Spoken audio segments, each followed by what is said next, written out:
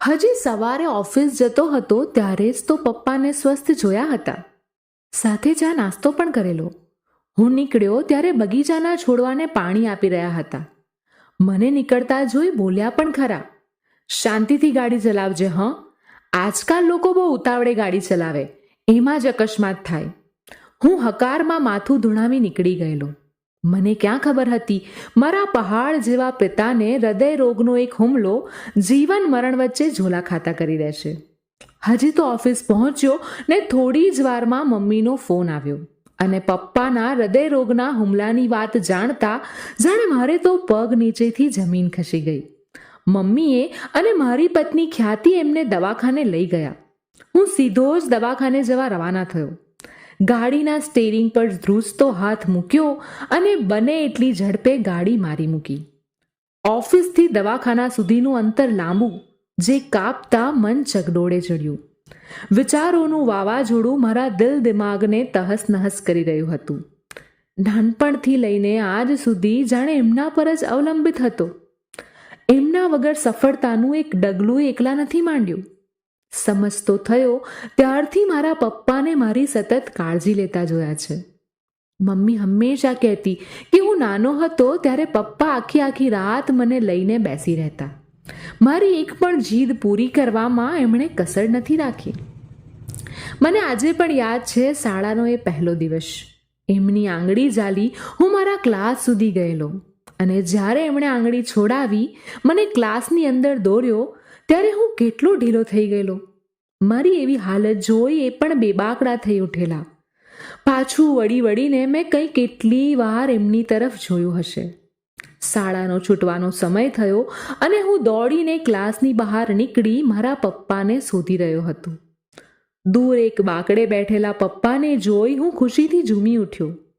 મારી ખુશી માટે મારા પપ્પા 3 કલાક મારા ક્લાસની બહાર મારા છૂટવાની રાહ જોઈ બેસી રહ્યા હતા. સામાન્ય ક્લાર્કની નોકરી કરતા મારા પપ્પાએ મને શહેરની સારામાં સારી શાળામાં એડમિશન અપાવેલું. મારી ફીની સગવડ કરવા એમણે પોતાની ઘણી જરૂરિયાતોનો ભોગ આપતા મેં મારી આંખે જોયેલા. હું મોટો થતો ગયો અને જેમ જેમ મારી જરૂરિયાતો વધતી ગઈ તેમ એમની સામાન્ય જરૂરિયાતો પણ સંકેલાતી ગઈ. એક સામાન્ય ક્લાર્કના પગારમાં મારી ફીની વ્યવસ્થા કરવી એ દેખાય એટલી સરળ નહોતી.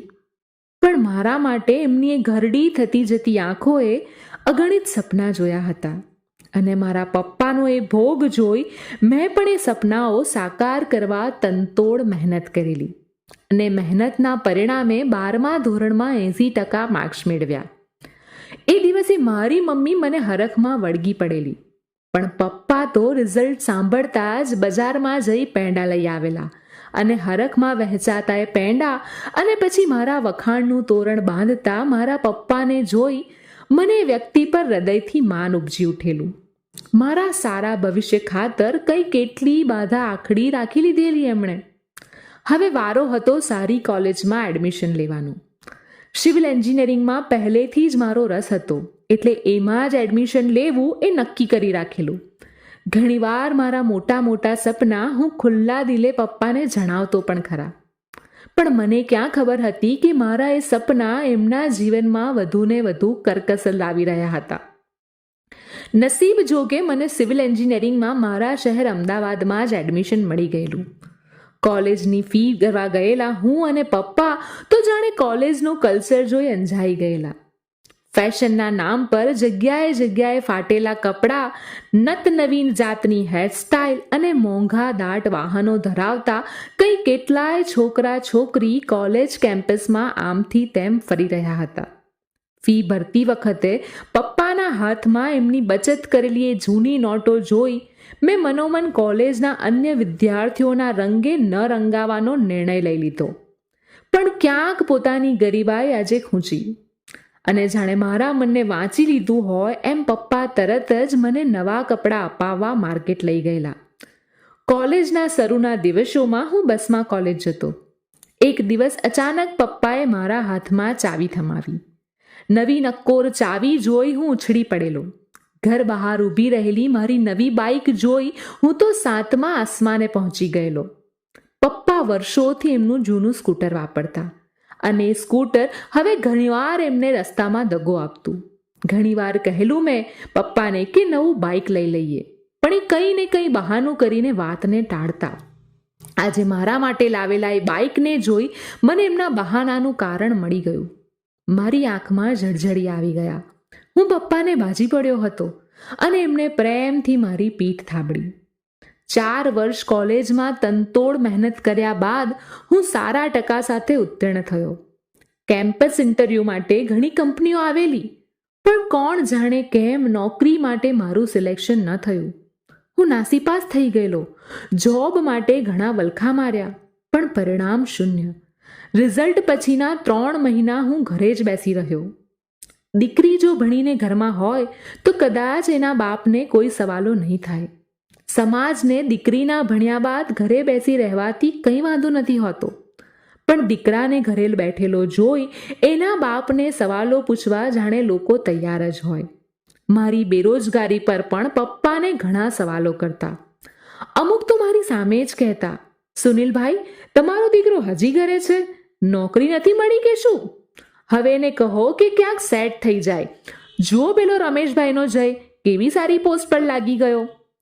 પપ્પા એ લોકોને સારું કંઈ વડાવી દેતા, પણ મારે મન આ વાક્યો કાંટાની જેમ ખૂંચતા. મને ખુદ પર ગુસ્સો આવતો. ત્યારે પપ્પાએ સમજાવેલું કે બેટા, લોકો માટે જેટલી તારી નોકરી મહત્વની છે ને, એના કરતાં અનેક ગણો મારા માટે તું મહત્વનો છે. આખી જિંદગી કમાવાનું જ છે, એટલે નોકરીની લાયમાં હતાશ થઈને ન ફરીશ. મને એ દિવસે ખરેખર આવા બાપના દીકરા હોવાનો ગર્વ થયો હતો.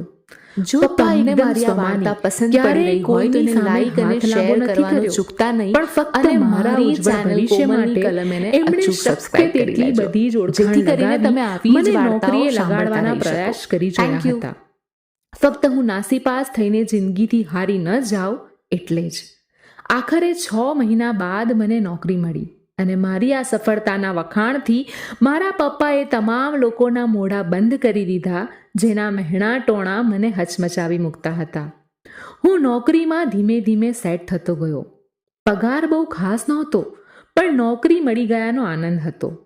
પણ લોકો તો જાણે એમના સવાલોથી ધરાતા જ ન હોય એમ નોકરી પછી હવે બીજો સવાલ મારા પરિવાર સામે ઊભો હતો, છોકરીનો. હવે સૌને મને પરણાવવાની ઉતાવળ હતી, પણ આજકાલની મોડર્ન અને હાઈ લાઈફસ્ટાઈલ ઈચ્છતી છોકરીઓ મારું નાનકડું ઘર અને મારા ઓછા પગારની નોકરી જોઈ હા પાડે ખરી? ઘણી શોધખોળ બાદ પપ્પાના એક મિત્રની દીકરી ખ્યાતિ સાથે મારા લગ્નની વાત નક્કી થઈ. ખ્યાતિનું ઘર પરિવાર પણ મારી જેમ જ, એટલે બંને પરિવારને સંબંધ માફક આવેલો. મારી ઘણી ના છતાં મારા પપ્પાએ વાજતે ગાજતે ધામધૂમથી મારા લગ્ન કરાવ્યા. ઘરની આર્થિક સ્થિતિ જોઈ સાદાઈથી લગ્નની હિમાયત કરેલી મેં, પણ પોતાના એકના એક દીકરાને પરણાવવામાં પપ્પાએ કોઈ કસર ન રાખી. ખ્યાતિ કુટુંબમાં સારી રીતે ભળી ગઈ હતી. પરિવાર સુખેથી રહેતો હતો. પપ્પા પણ થોડા સમયમાં નિવૃત્ત થઈ ગયા. ઘરની આર્થિક સ્થિતિ ધીમે ધીમે સુધરતી ગઈ. પણ કહેવાય ને, દરેક માણસનો એક દસકો હોય, અને મારો એ દસકો જાણે વીતી ગયો હોય એમ અચાનક એક આફત આવી પડી. ઘરમાં સૌ પરેશાન ન થાય એ વિચારી મેં ઘરે એ વિશે વાત કરવાનું ટાળ્યું. હું ઓફિસથી ઘરે પહોંચ્યો, બધા સાથે જમ્યા અને જમીને હું સીધો મારા રૂમમાં ભરાઈ ગયો. લેપટોપમાં કંઈક ગળમથલ કરતો હતો ત્યાં જ પપ્પાને રૂમમાં આવતા જોયા. ખુદને થોડો સ્વસ્થ કરવાનો પ્રયત્ન કર્યો. શું વાત છે બેટા, આજે ચિંતામાં લાગે છે? પપ્પાએ મારે માથે હાથ ફેરવતા સવાલ કર્યો. નાના પપ્પા, કંઈ ચિંતા નથી, બસ એ જ ઓફિસનું કામ, એટલે થોડો થાકેલું છું, મેં જવાબ આપ્યો. બેટા, તું સાવ નાનો હતો ને ત્યારથી તારી આંખો વાંચતો આવ્યો છું હું. તું બોલતા નહોતો શીખ્યો ને ત્યારથી તારા મનની વાત સાંભળતો આવ્યો છું. તારી તકલીફ હું અનુભવી શકું છું. ચાલ બોલ, શું તકલીફ છે? પપ્પાની વાત સાંભળી હું જાત પર કાબુ ન રાખી શક્યો. એમના ખોળામાં જાણે હું ઢગલો થઈને પડ્યો. મારી આંખમાંથી આંસુ સરી રહ્યા હતા. એ આંસુએ પહેલા પપ્પાના જબ્બાની સાથે એમના મનને પણ ભીંજવી દીધા. મારા માથે હળવે હળવે હાથ ફેરવતા એ બોલ્યા, શું વાત છે બેટા, આમ ઢીલો કેમ થઈ ગયો? પપ્પા, માર્કેટમાં ખૂબ મંદી છે. ઘણી કંપનીઓ એમના કર્મચારીઓને છૂટા કરી રહી છે. પપ્પા મારી કંપની પણ મને ટૂંક સમયમાં નોકરીમાંથી છૂટો કરી મૂકશે. બોલતા બોલતા તો હું રડી પડ્યો. અરે ગાંડા, સાવ આવી વાતમાં મારો બહાદુર દીકરો ભાંગી પડ્યો. નોકરીમાંથી છૂટો કરશે તો બીજી નોકરી મળશે, એમાં આમ નાસીપાસ થવાય કંઈ? પપ્પાએ મને થાબડતા કહ્યું. હું હજી પણ રડી રહ્યો હતો ત્યાં એમને એમની વાત આગળ ચલાવી. બેટા, હવે એક કામ કર, ફરી નોકરી નથી કરવી. મને ખબર છે તને પહેલેથી જ બિઝનેસમાં રસ હતો, તો હવે તું પોતાનો બિઝનેસ શરૂ કર. આ ઉંમરે પણ એમણે મને સફળતાના શિરે ચડાવવા એક સરસ ઉપાય બતાવ્યો. મને પણ વિચાર ગમ્યો, પણ પપ્પા, એ માટે પૈસાનું ઘણું રોકાણ કરવું પડે અને મારી પાસે હમણાં એટલા પૈસા નથી. મેં મૂંઝાતા કહ્યું. તે મારા પ્રોવિડન્ટ ફંડના પૈસા કેદી કામ આવશે? મારા માથે હળવેકથી ટપલી મારતા એ બોલ્યા. પણ પપ્પા, એ તો તમારા જીવનભરની મૂડી છે, એ હું ન લઈ શકું.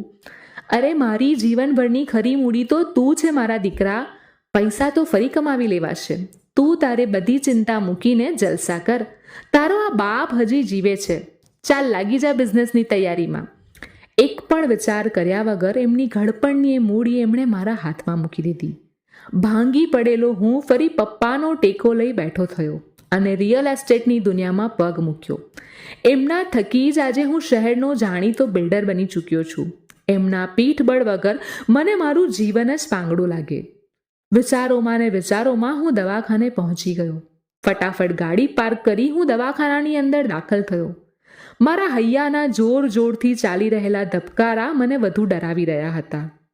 સામે જ આઈસીયુની બહાર મમ્મીને એને ખ્યાતિને જોયા. મને જોઈ મમ્મી મને વળગીને રડવા લાગી.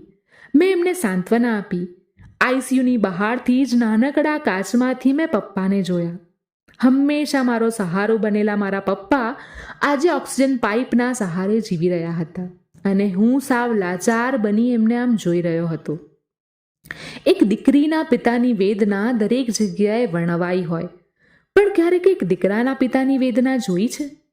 દીકરીને પાર્કે ઘેર મોકલનાર બાપ પર તો પુસ્તકો લખાઈ ગયા, પણ આજીવન પોતાના દીકરાની ચિંતા કરતો બાપ ક્યાંય લખાયો છે?